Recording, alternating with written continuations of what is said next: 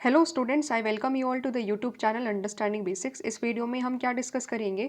इस वीडियो में हम 73rd एंड 74th अमेंडमेंट्स का ये जो छोटा सा टॉपिक है उसको हम लोग यहाँ पर डिस्कस करेंगे। तो बेसिकली अब तक हम लोगों ने क्या समझ लिया है?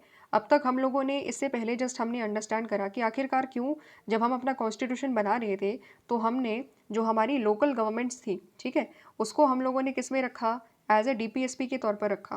ठीक है, डायरेक्टली हम लोगों ने लोकल गवर्नमेंट्स नहीं बनाई कॉन्स्टिट्यूशन के द्वारा। ये चीज़ हमने समझी। हमने डॉक्टर बी आर अम्बेडकर का जो ओपिनियन था उसको जाना, जवाहरलाल नेहरू का जो ओपिनियन था उसको जाना इनके रिगार्डिंग, है ना? ये सारी चीज़ें हमने समझी। फिर उसके बाद हम लोगों ने क्या पढ़ा था? हम लोगों ने ये पढ़ा था कि जब कम्युनिटी डेवलपमेंट प्रोग्राम लेकर के आए गए, कम्युनिटी डेवलपमेंट प्रोग्राम लेकर के आए गए, उसके बाद बहुत सारी कमिटीज़ आई। जैसे बलवंत राय मेहता कमेटी के बारे में थोड़ा-सा हमने समझा और उसके बाद पीके थंगौन कमेटी आई थी, ठीक है? इन सभी कमिटीज़ ने ये बोला कि देखो, अगर लोकल लेवल पर हमें डेवलपमेंट करना है, तो ज़रूरी होगा कि हम क्या करें, हम लोकल इंस्टीट्यूशंस को यानी कि पंचायती राज इंस्टीट्यूशंस को कॉन्स्टिट्यूशनल रिकॉग्निशन दें, है ना? ये चीज़ें अब तक हम लोगों ने समझ ली है। तो अब हम उसी चीज़ को अंडरस्टैंड करेंगे कि क्योंकि बहुत सारी कमिटीज़ ने रिकमेंड किया हुआ था इंडियन गवर्नमेंट को कि इफ़ेक्टिव तरीके से अगर हमें पावर्स देनी है लोकल गवर्नमेंट्स को, तो ज़रूरी है उनको कॉन्स्टिट्यूशनली रिकॉग्नाइज़ करना होगा। तो उसके लिए कौन-कौन से स्टेप्स उठाए गए और किस तरीके से हमने उस चीज़ को एक तरीके से कोशिश करी कि हम उनको कॉन्स्टिट्यूशनल स्टेटस दें, तो उसके बारे में हम अंडरस्टैंड करेंगे। पहले समझेंगे 1989 में क्या किया गया, फिर समझेंगे 1992 में क्या किया गया। तो 1989 में central government introduced the 2 constitutional amendments. These amendments aimed at strengthening the local governments and raising an element of uniformity, ensuring an element of uniformity in their structure and functioning across the country. तो कोशिश करी गई central government के द्वारा कि constitution में क्या किया जाए, अमेंडमेंट किया जाए, ठीक है? कॉन्स्टिट्यूशन में अमेंडमेंट लेकर आया जाए ताकि जो हमारी लोकल गवर्नमेंट्स हैं, जो हमारी पंचायती राज इंस्टीट्यूशंस हैं, म्युनिसिपैलिटीज़ हैं, उनको कॉन्स्टिट्यूशनल स्टेटस मिले और जब उनको कॉन्स्टिट्यूशनल स्टेटस मिलेगा तो क्या होगा? उनके पास रियल में पावर आ जाएगी। उनके पास क्या हो जाएगा? रियल में पावर आ जाएगी क्योंकि फिर स्टेट गवर्नमेंट को वो देना ही पड़ेगा।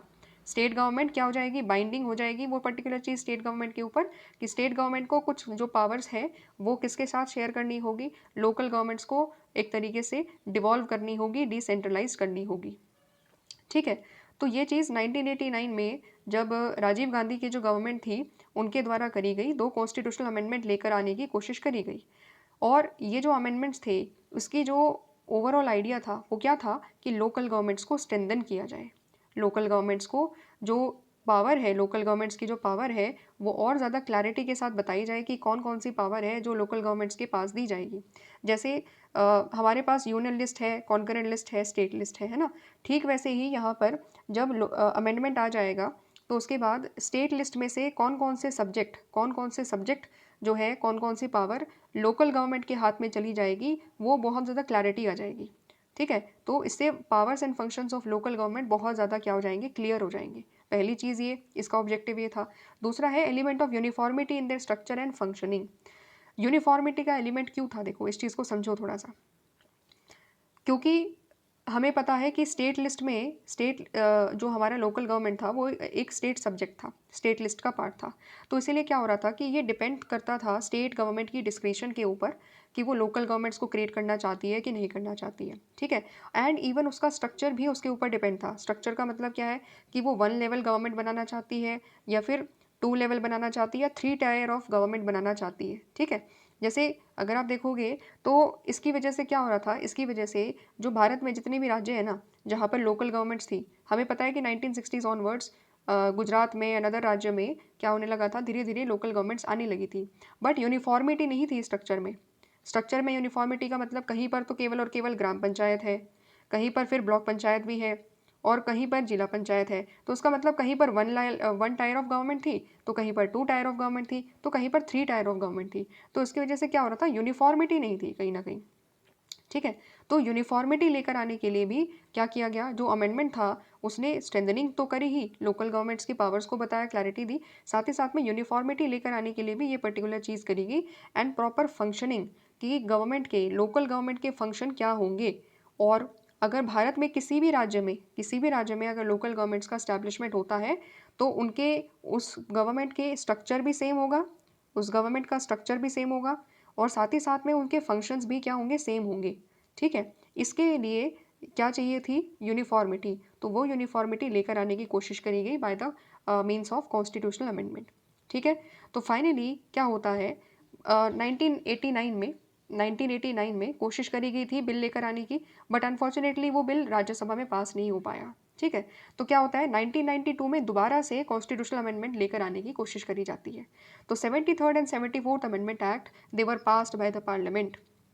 फाइनली क्या हो जाता है कि लोकसभा एंड राज्यसभा दोनों हाउस में जो 73rd and 74th amendment act थे वो क्या हो जाते हैं, पास हो जाते हैं।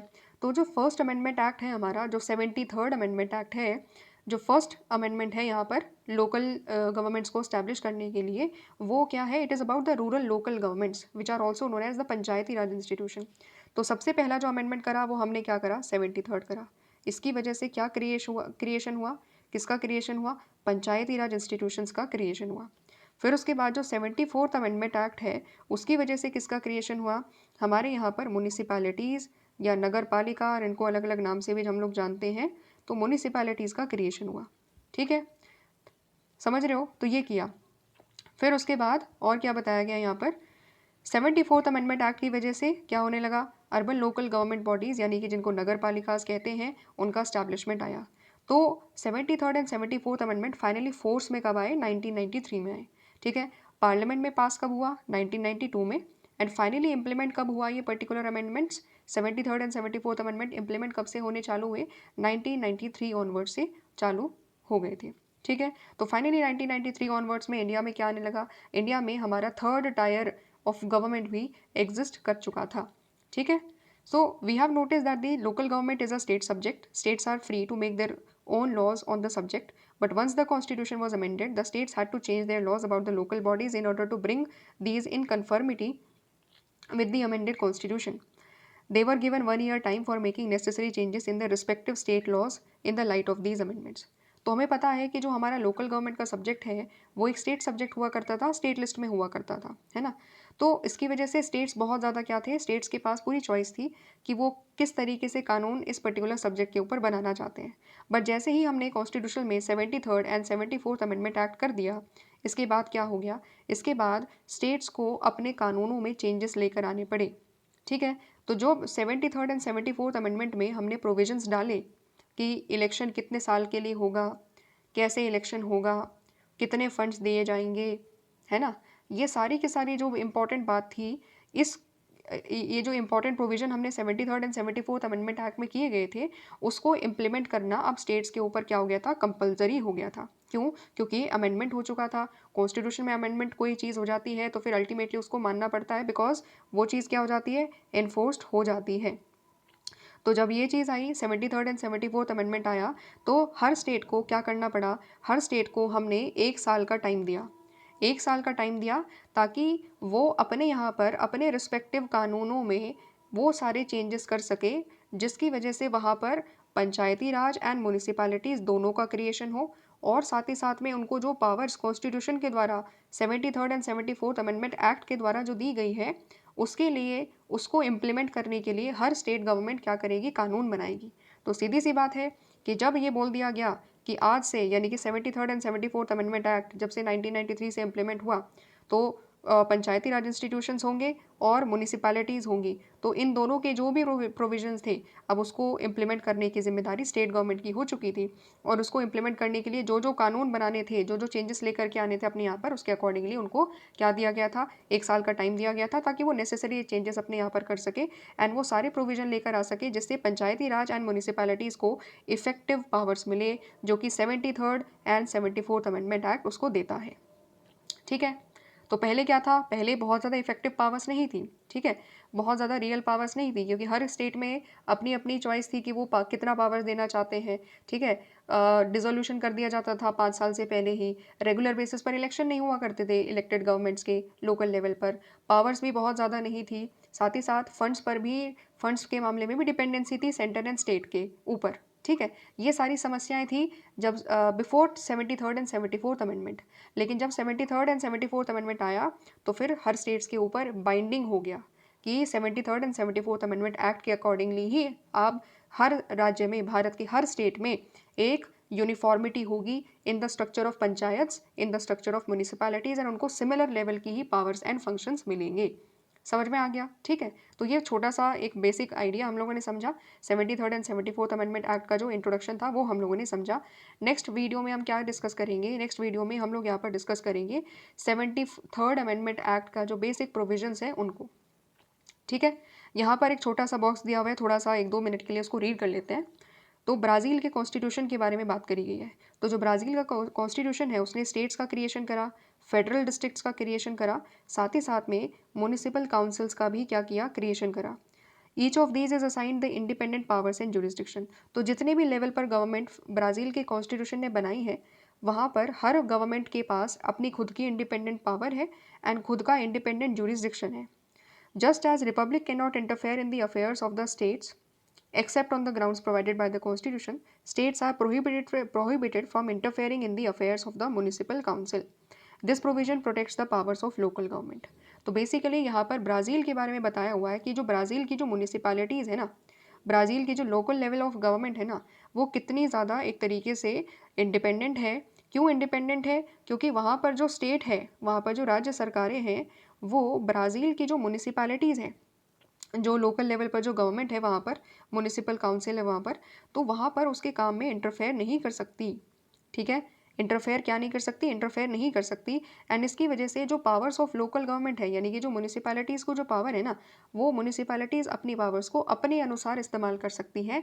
एंड अपने स्पेयर में म्यूनिसिपैलिटीज़ बहुत इंडिपेंडेंट तरीके से, बहुत पावरफुल तरीके से काम कर रही है। ठीक है, तो ये क्या है, इससे हमने क्या आइडिया लिया? ये जो ब्राज़ील के बारे में बताया गया है वो ये बताया गया कि कहीं ना कहीं ब्राज़ील की जो म्यूनिसिपैलिटी है, या अगर हम कहें कि ब्राज़ील में जो लोकल गवर्नमेंट है वो क्या है, वो इंडिपेंडेंट है। ठीक है, एंड ब्राज़ील के कॉन्स्टिट्यूशन ने ही वहाँ की जो म्यूनिसिपल काउंसिल्स थी उनको क्रिएट करा। इंडिया की जैसे नहीं कि इंडिया में कॉन्स्टिट्यूशन ने क्रिएट नहीं करा डायरेक्टली, हमने अमेंडमेंट किया तब जा करके उनका इन्फोर्समेंट आया। ठीक है, तो वो एक अलग स्ट्रक्चर है। लेकिन ब्राज़ील में क्या है, ब्राज़ील में जब कॉन्स्टिट्यूशन बना तो कॉन्स्टिट्यूशन में ही अलग अलग सरकारों का गठन किया गया एंड कॉन्स्टिट्यूशन ने ही म्यूनिसिपल्स को वहाँ पर पावर दी। ठीक है, समझ रहे हो? पहली चीज़ तो ये। और दूसरी इंपॉर्टेंट चीज़ क्या है कि म्यूनिसिपल्स काफ़ी ज़्यादा क्या है, पावरफुल है वहाँ पर, बिकॉज स्टेट गवर्नमेंट वहाँ पर इंटरफेयर नहीं कर सकती म्यूनिसिपल्स के काम में। एंड यहाँ पर ये जो पावर्स है ये क्या कर रहा है, इस पावर्स की वजह से, इस पर्टिकुलर प्रोविजन की वजह से वहाँ की म्यूनिसिपैलिटी काफ़ी इंडिपेंडेंट तरीके से अपने पावर्स को, अपने फंक्शंस को इस्तेमाल कर पाती है। ठीक है, हम लोग यहाँ पर क्या करेंगे, जब हम लोग 73rd 74th अमेंडमेंट एक्ट करेंगे, फिर उसके बाद हम लोग थोड़ा सा समझेंगे कि 73rd and 74th amendment act करने के बावजूद भी आज भी जो हमारी जो म्यूनिसिपैलिटीज़ है या जो हमारी पंचायत है उनके सामने बहुत सारी अभी भी समस्याएं हैं।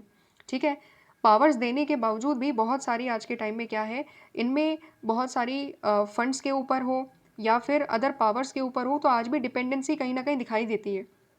ठीक है, तो ये जो चीज़ है, ये जो हम बता रहे हैं कि कॉन्स्टिट्यूशन ने पावर्स तो दे दी लेकिन फिर भी स्टेट का इंटरफेरेंस हो जाता है कुछ कुछ मामलों में। एंड कुछ कुछ एरियाज़ में क्या है, कुछ कुछ एरियाज़ में आज भी म्यूनिसिपैलिटीज़ एंड पंचायत फंड्स को लेकर के क्या कर रही है, फंड्स की कमी बता रही है बार बार कि हमारे यहाँ पर फंड्स की कमी है। ठीक है, ये सारी समस्याएं आज भी घेरे हुए हैं, तो उसको हम लोग डिस्कस करेंगे जब हम लोग 73rd and 74th amendment act को समझ लेंगे। ठीक है, तो ये चीज़ रही, ये थोड़ा सा एक इंट्रोडक्शन था जो इस पर्टिकुलर चीज़ के बारे में हम लोगों ने 73rd and 74th amendment act कब लेकर आया, कब इम्प्लीमेंट किया गया और किस तरीके से हर स्टेट्स के ऊपर ये बाइंडिंग रहा, ये सारी चीज़ें हमने अंडरस्टैंड करी। मिलते हैं नेक्स्ट वीडियो में जहाँ पर हम प्रॉपर तरीके से 73rd अमेंडमेंट एक्ट के बारे में डिस्कस करेंगे, यानी कि अपने पंचायती राज स्ट्रक्चर्स के बारे में अंडरस्टैंड करेंगे। ठीक है, मिलते हैं नेक्स्ट वीडियो में। Thanks for watching.